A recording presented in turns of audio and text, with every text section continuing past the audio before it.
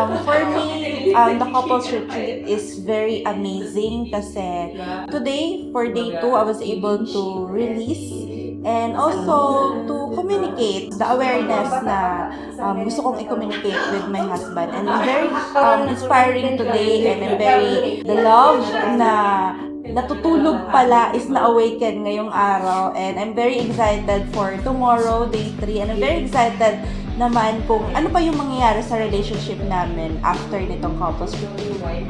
Yan. I am very thankful and very grateful sa nag-invite sa amin. Special thanks, Coach Cathy and Coach Bal. Napakaraming learning actually na yung relationship pala habang tumatagal, hindi natin namamalayan, no? Kung namalayan na nagkakaroon na pala ng internal conflict, na hindi na nagpapansinan. And this seminar or this retreat, Awaken Love, talagang na-open ulit yung mind namin and heart namin na nandun lang pala parang natutulog yung love, na this retreat actually binuksan ulit yung parang puso namin, the emotion na to connect each other, na hindi lang, kasi yung love parang ano siya parang it's like, para magkaroon ng magandang attraction, you need to communicate very well with your partner.